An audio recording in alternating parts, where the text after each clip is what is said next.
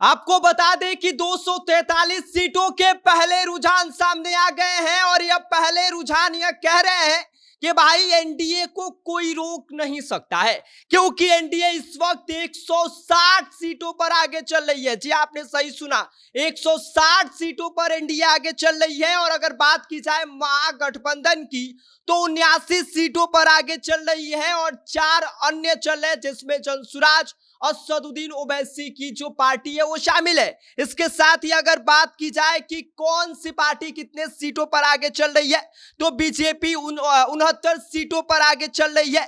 जदयू से 76 सीटों पर अपनी बढ़त बनाई हुई है और एलजेपी की अगर बात की जाए तो 12 सीटों के साथ आगे चल रही है और अन्य 3 शामिल है, जिसमें आपको बता दी कि जीतन राम मांझी और उपेंद्र कुशवाहा की पार्टी शामिल है। और इसके साथ ही अगर महागठबंधन की बात की जाए तो आपको बता दें कि आरजेडी 59 सीटों पर आगे चल रही है, कांग्रेस 16 सीट। कांग्रेस पिछली बार से इस बार जो उसका प्रदर्शन है वो पहले रुझान के अनुसार कम नजर आ रहा है। और इसके साथ ही वीआईपी यानी कि मुकेश सहनी की अगर पार्टी की बात की जाए तो 1 सीट पर अपनी बढ़त बनाई हुई है और अन्य 3 जिसमें सारे वाम दल शामिल है, सीपीआई एमएल, सीपीआई और सीपीआईएम शामिल है।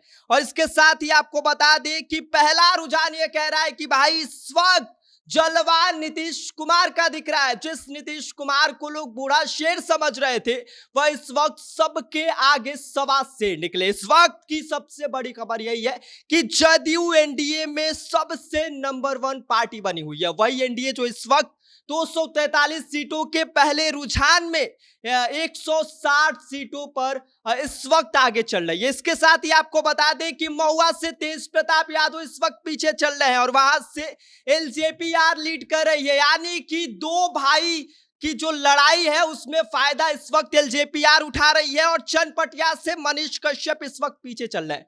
तीसरे नंबर पर मनीष कश्यप है और तारापुर से सम्राट चौधरी आगे चल रहे हैं। यह वही सम्राट चौधरी है जो शुरुआती रुझान में पीछे चल रहे थे, लेकिन अब इस वक्त की बड़ी खबर यह है कि तारापुर से सम्राट चौधरी आगे चल रहे हैं। लखीसराय में बड़ा उलटफेर हो गया है। लखीसराय से डिप्टी सीएम जो विजय कुमार सिन्हा है वो इस वक्त पीछे चल रहे हैं। लखीसराय में बड़ा उलटफेर भाजपा के साथ हो गया है। वहां से कांग्रेस के अमरेश कुमार इस वक्त आगे चल रहे हैं। जमुई से बीजेपी की प्रत्याशी श्रेयसी सिंह आगे चल रही है और इसके साथ ही नालंदा से श्रवण कुमार आगे चल रहे हैं। तो कुल मिलाकर बात यही है कि इस वक्त एनडीए का पलड़ा भारी है और महागठबंधन को बड़ा नुकसान होता हुआ पहले रुझान में दिखाई दे रहा है। और पहला रुझान ही यह बताता है कि आगे का माहौल क्या हो सकता है, लेकिन अभी कहना मुश्किल है क्योंकि अभी पहला रुझान सामने आया है। बाकी और जो अपडेट आएंगी हम आपके साथ साझा करेंगे, लेकिन तब तक आप देखते रहिए जनता जंक्शन।